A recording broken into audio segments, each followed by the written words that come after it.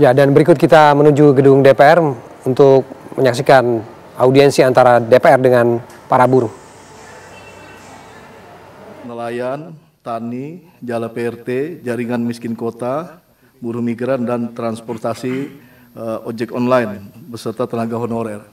Perkenan Pak, perkenalkan Pak, di sini para presidium, di paling ujung Pak Didi sebagai mewakili tenaga guru honorer, samping kiri Pak Didi, Pak Henry Saragih sebagai Ketua Umum Serikat Petani Indonesia.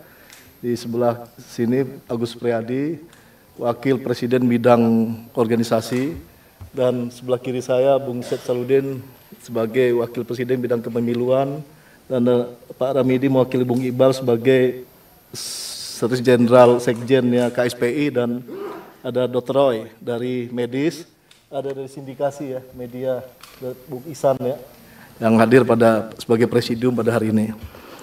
Kami datang kemari dalam rangka akan menyampaikan Pak draft prinsip dan pokok-pokok pikiran yang sudah kami persiapkan dengan serius, tebal Pak, tebal sekali 250 halaman.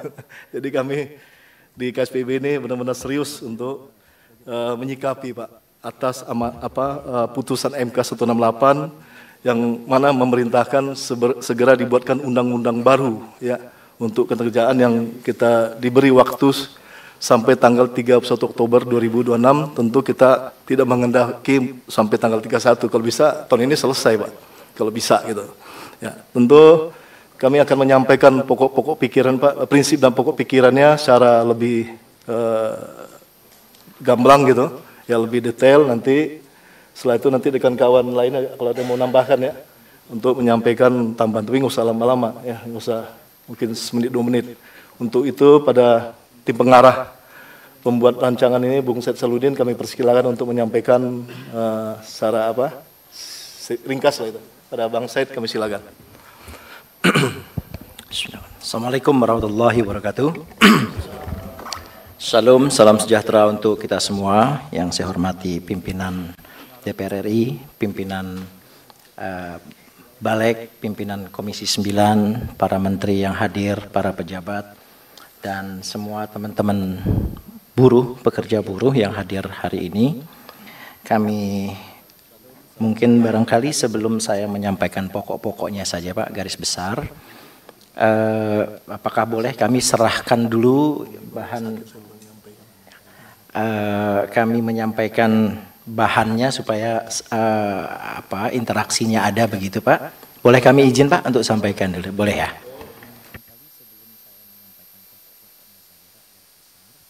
Oh tadi saya kelewatan Pak, mohon maaf Bung Syed Iqbal kondisinya belum bisa bergabung karena sedang dirawat di rumah sakit di Yogyakarta selama 6 hari ke depan itu Pak. Jadi mohon doanya dan supaya lekas sembuh ya. Mohon maaf.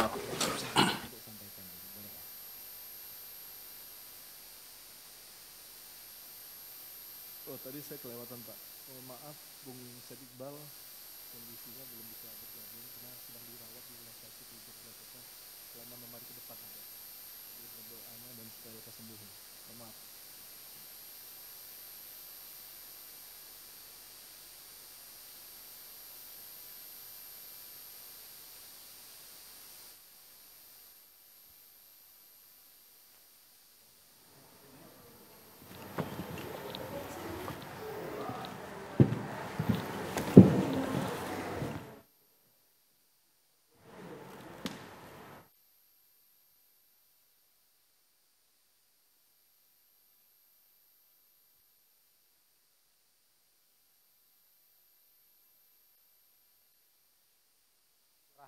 Draft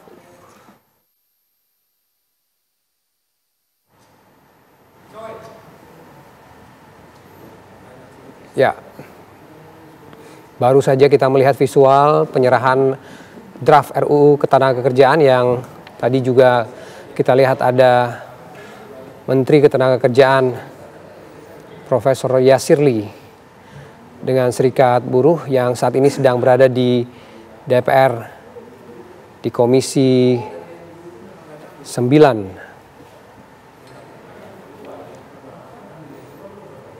Kita lihat bagaimana suasana terkini di dalam ruangan Komisi 9. Wakil Ketua DPR Sufmi Dasko Ahmad juga terlihat memimpin audiensi DPR dengan Serikat Pekerja siang hari ini. Dan kita simak kembali bagaimana paparan dari Sekjen Partai Buruh Ferry Nuzarli berikut ini. Oleh sebab itu, kami merasa punya tanggung jawab moral juga untuk menindaklanjuti putusan MK. Sayangnya, 11 bulan sudah berjalan sejak MK jatuhkan putusan di Oktober 2024 ya.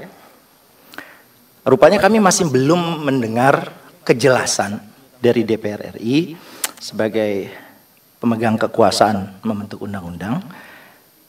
Apakah sudah ada draft resmi misalnya, ada naskah akademik, di luaran ada kami terima tapi juga tidak jelas, belum bisa dikonfirmasi. Oleh sebab itu kami mengambil inisiatif untuk menuangkan dulu secara garis besar masukan dari KSPPB yang kami jadikan dalam satu naskah berisi pertama, pokok-pokok pikiran, yang pertama adalah prinsip-prinsip pembentukan undang-undang ketenagakerjaan yang baru. Yang kedua adalah pokok-pokok pikiran terkait dengan materi yang menurut kami penting untuk diatur di dalam undang-undang ketenagakerjaan. Pimpinan, para menteri yang kami hormati, secara garis besar kita bisa melihat dasar hukum dari kami memajukan ini adalah putusan MK 168 yang memerintahkan undang-undang ketenagakerjaan setidaknya pada 4 hal. Pertama, terkait dengan bentuk hukumnya.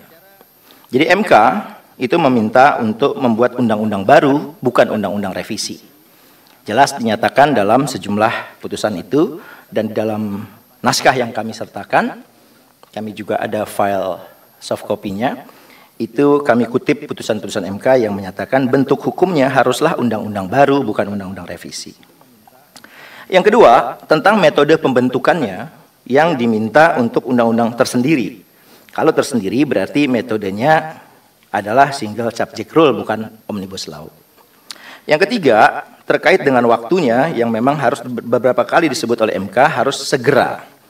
Nah, 11 bulan berlalu inilah kata segera itu sepertinya belum kami rasakan. Dan dia harus selesai paling lambat 2 tahun atau 31 Oktober 2026. Yang keempat, tentang materinya. Yang pertama menampung Undang-Undang 13 2003 dan Undang-Undang Nomor 6 2023. Lalu kemudian semangat dan sejumlah substansi dan semangat sejumlah putusan MK. Banyak orang mengira putusan MK yang dimaksud hanyalah putusan 168. Tidak, MK tidak menyebut nomor putusan, tetapi mengingatkan tentang substansi dan semangat sejumlah putusan MK. Kami menginventarisir ada 62 permohonan yang pernah maju sejak MK berdiri, pengujian tentang Undang-Undang 13 dan Undang-Undang Nomor 6, termasuk dulu sempat ada yang dinyatakan inkonstitusional Nomor 11 2020. Itu hanya ada 13 putusan yang dikabulkan. Nah, dari 13 itu total yang diubah oleh MK ada 42, 50% diantaranya yang dikabulkan adalah permohonan yang kami ajukan. Nah, oleh sebab itu kami memasukkan substansi dan semangat putusan Mahkamah Konstitusi 13 yang dikabulkan dan kami mengambil 6 yang dinyatakan ditolak. Tetapi dalam pertimbangan hukumnya banyak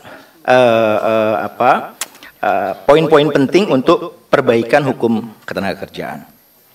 Berangkat dari itu yang terhormat pimpinan, kami sampaikan garis besar tentang prinsip-prinsipnya dulu.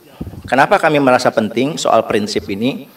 Karena kita harus belajar juga pada Undang-Undang Cipta Kerja Jilid pertama dulu yang dinyatakan inkonstitusional, dan kita tentu tidak ingin Undang-Undang Ketenagakerjaan yang baru sekarang mengalami hal yang sama. Oleh sebab itu kami mengingatkan tentang adanya 7 7 prinsip formil dan 10 prinsip material yang perlu menjadi guidance bagi pembentuk undang-undang. Yang pertama, untuk prinsip formil, ini soal meaningful participation. Saya kira saya tidak banyak membahas ini karena saya yakin DPR sudah lebih aspiratif sekarang. Kami meyakini bahwa apa yang kami bawa sebagai masukan akan betul-betul dipertimbangkan.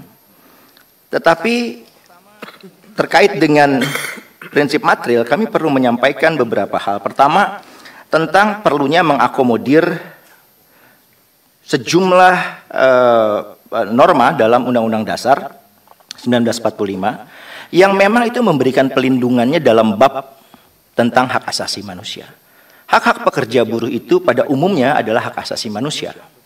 Oleh karena dia hak asasi manusia, maka tidak boleh pembatasan terhadap hak yang diberikan di Undang-Undang Dasar itu pembatasannya dilakukan melalui peraturan pelaksanaan. Ya, ini yang kita saksikan saat ini adalah bagaimana audiensi DPR dengan Serikat Pekerja yang tadi juga sudah dilakukan penyerahan draft RUU Ketenagakerjaan yang tadi diserahkan langsung kepada Menteri Tenaga Kerja Profesor Yasir Ly. Kabar siang akan hadir usai jeda, saat lagi tetap bersama kami.